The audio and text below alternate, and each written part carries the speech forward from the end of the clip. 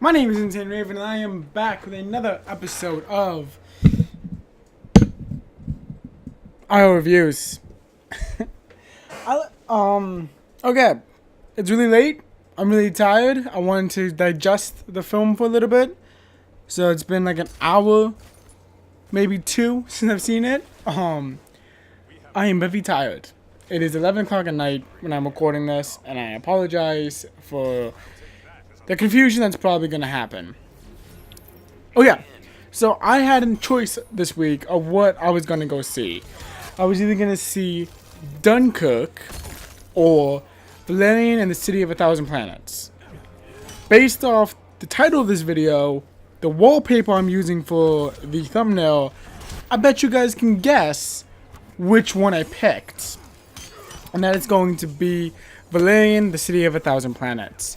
And why I chose this movie was pretty simple. It had the least amount of showings at my local movie theater, and I like to think that we support the underdog in this channel. So I'm talking about Valerian. So Valerian, the City of a Thousand Planets. Right off the bat, I want to say that this is a good movie, and it is a good movie. It has its moments. It is a good movie. However, it's not something you have to see. It's not a great movie by any stretch of the imagination. And it's not a movie that I would say, hey, you have to go see this movie. As a person who really loves movies, you have to go see this movie. I can't say that about this movie. Now, if you like digital design, if you like artwork, if you like creativity and science and more of like a creative workspace and creative workbench, this is a movie I think you'd love. It's very easily the type of movie that it could, in theory, just be the city, the town, like going on a guided tour of the town. It would be just as entertaining. And it would be just as amazing and awesome as what I saw. I did like this movie. Not a lot of people are gonna like this movie, and I feel like the reason why a lot of people aren't gonna like this movie, because it's the main stars of the movie are rough. They are rough to get behind, and they're not characters that honestly I enjoyed, liked, or even wanted to really be a part of. They were more of, at least for me, they were more of tour guides through this amazing universe we've been given to kind of play with. That being said, by the end of the movie, like, you really do get to really come to care for these characters. At least I did. I cared about their story as individuals, not just the story that the movie was telling as a part of how everything interacts with the universe and all that crap. But I actually cared about the characters of Valerian and Laureline. I'm sorry if I'm saying her name wrong, but there's a good chance I'm saying her name wrong. But like the aliens are all beautifully designed and rendered. The action is fun. It's stupid action, but it's fun, stupid action. It's like, if I had to put in the scale of like where I'd put it in between, it's like just above Pirates of the Caribbean, but not quite Transformers. Like, it's in that like solid middle of, this is stupid and ridiculous, and there's no way any harm is gonna come to these characters. And so like nothing really has like any dire consequences to it, because they keep pulling out technology out of their ass. But they're fun action sequences. There were a couple of times where it felt a little too Star Warsy, but I feel like that's just a problem with the genre of sci-fi at this point. When it comes to cinematics, Star Wars has been doing it for way too long, and they've been pretty much the benchmark that you grade everything to when it comes to the cinematic world. So I think that was just gonna be like inevitable when it comes to this movie. I'm sure that that's going to be in a lot of critics' mind as they watch this movie, and you know, it makes sense. It makes sense that that's going to be something they have to worry about. Rihanna is in this movie, and I want to talk about Rihanna because I was fucking dying of laughter when she comes out.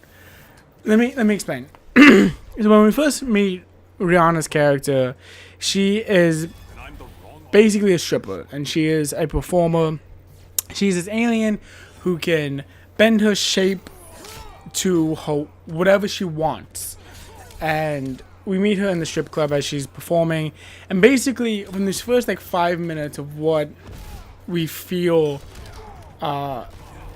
Rihanna is, in my mind, was pretty much she just showed up on set and was like, "Hey, I want to put on a bunch of really fun clothing and just show off that I can do some amazing stripper moves." Is that cool with everybody?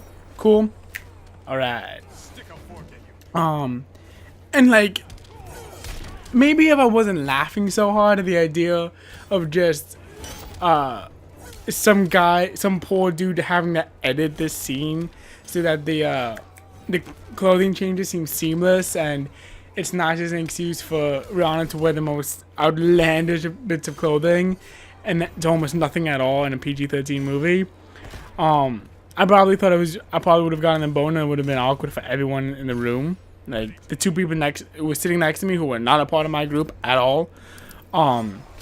You know, maybe it would have been way funnier. And, you know, I have to consider that. But for me, I was just laughing so hard. Like, there were actually a couple of tears were coming out because I was laughing so hard.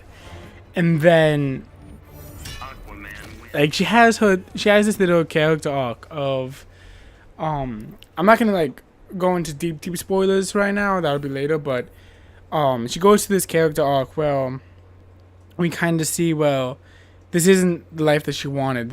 There was so much more to her that she wanted, and it kind of makes up for how the character was introduced. So by the end, like, I enjoyed her character as well.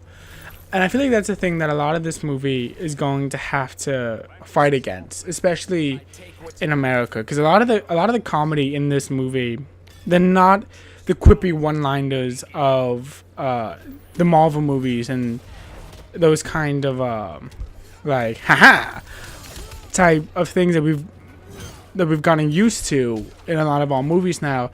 It's much more drier wit. It's much more like, ha, fuck you type things. And it's not as like apparent of like, you should be laughing now type thing and things. And then there are all moments where it's like, no, you should be laughing because this is ridiculous. So it has that nice mix, but for me, I felt like it geared more toward the dry humor and more toward like the British humor, which makes sense considering who your main stars are. But I feel like that's something that a lot of people aren't gonna get behind so readily. But yeah, this movie has a lot of issues, but I enjoyed it. I enjoyed watching it. I had a fun time with it. And again, it's just beautiful. It's beautiful to watch. The just kind of experience. I wouldn't put it so far as to call that the next Avatar movie. Because there are a couple moments in it where just like, oh, that's like, that looks really green screen, or whatever. Well, in Avatar, I didn't really get those moments where it's like, oh, that's obviously CGI and green screen or whatever. Which, okay, let me rephrase that. In Avatar, obviously everything is CGI and green screened, but with the world it presents, it's easier to buy into that world exists. Versus in this movie, there's so many different types of worlds going on that it's harder to get the sell of this is all one place, and this is all a continuous place, and this is all real type thing. Or in Avatar, I feel like it's an easier argument to win. So there's gonna be that as well. But I do want to go into spoilers, because as you can kind of tell, I feel like very much the ending of this movie is the best parts of this movie. So I do want to give you guys a spoiler alert. If you guys want to walk out, this is your opportunity. So yes, spoiler alert, spoiler alerts, spoiler alerts, spoiler alert, and a spoiler alert. Good, cool, you're gone. Okay, so the main plot, which is, it's weird that I'm talking about the plot of the story in the spoiler section, but there really isn't a plot for the most part. The main point of the plot is that there's a race, the fish people that you see in the trailers. They come from the planet Mule, or Nul, or Mule, or whatever. I'm just gonna say Mule from now on. They come from the planet Mule, and there was a war between the humans and another alien race, which I'm not sure if they said or if I just wasn't paying attention or not. That they end up fighting, and because the people of Mule have never shown themselves to be a higher functioning alien society, the vast majority of both races do not know that they're down there, except for the general, who does in fact know that they're down there. The commander of the human army knows that they're down there, and he instead makes the decision to kill and to kind of sacrifice this planet in order to win the war type thing. And the plot of the story really has to deal with this cover-up and trying to keep this grounded and trying to keep this trying to keep this hidden from the rest of the alien races, which the fear is that if they know, they'll be kicked out of Alpha, or the city of 1,000 planets, and they'll lose everything that they've gotten in that time where all these bonds have been created. So at the end of the movie, Valerian, who has kind of painted himself to be a soldier, and a soldier's just someone who follows orders and takes commands, and is nothing more than that, kind of shows himself to be the self-thinking, self-reliant person for love. Which, another reason why I didn't talk about the little love story arc in the overall review is because I feel like it's such a thrown-in thing that it really only has any significance at the very end of the movie. And, well, that's spoiler territory, so I don't really feel like it's necessary. It's more played off as a joke for the majority of the movie until the very end, where it's taken very seriously.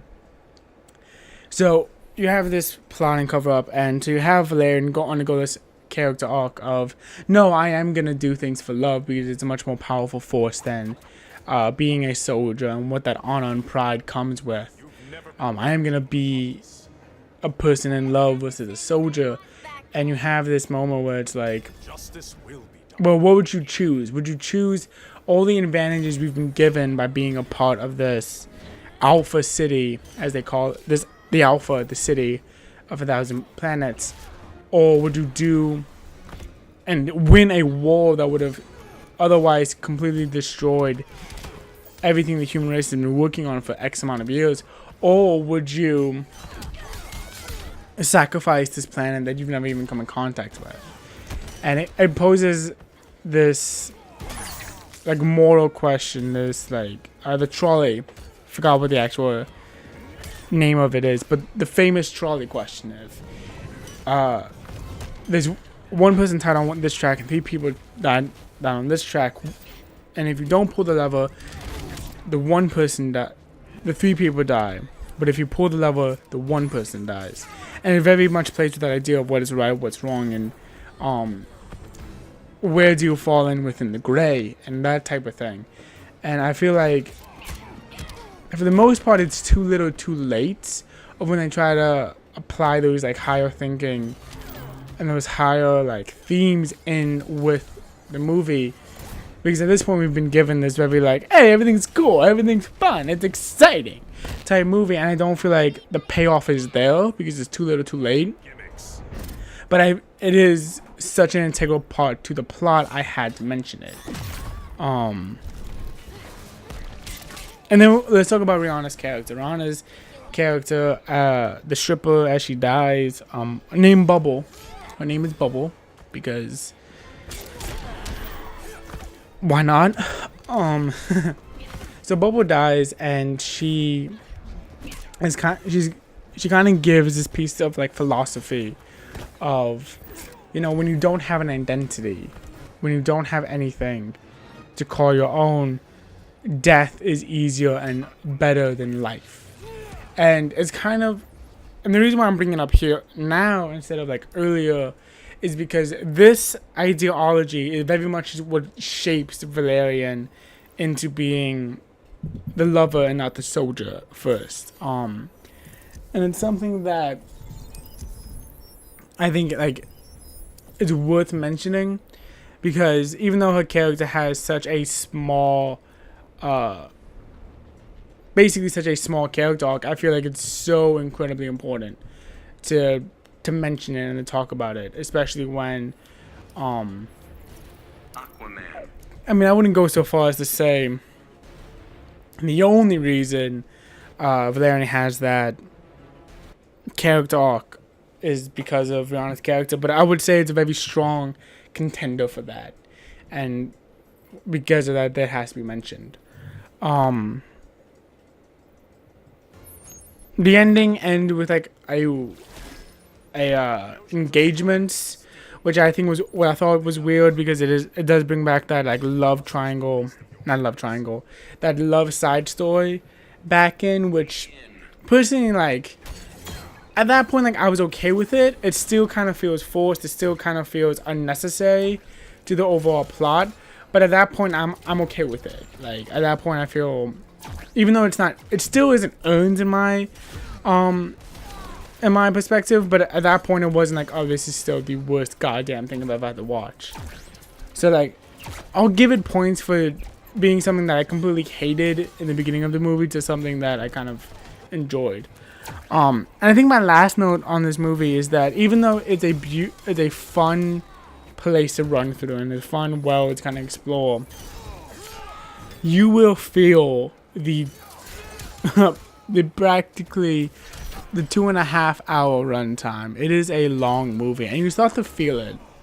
I started to feel it at the very end of the movie. It was like, okay, like, cool, everyone's safe, everyone's good. Can we be done? Oh no, you're still talking. Okay. But like, I feel like this is a movie that people are going to either love or hate. And for me, it's just like, it was a solid movie. Like, don't overthink it. It was a decent movie. Like, it set out what it wanted to do. And if a sequel comes out, I would go see it. Like, I would have no problem going to go see a sequel of this movie. But I'm done. I don't have anything else to say. I thought it was fun. Not the best, but it didn't make me cry like Suicide Squad did. And like The Cure for Wellness, which was the other two movies the two leads were in. So that's a positive. And yeah, I'm gonna call this a video, an episode of IR Reviews. Thank you guys for watching. If you guys saw Valerian in the City of a Thousand Planets, let me know what you thought in the comment section down below. And I'll see you guys next time. Bye bye.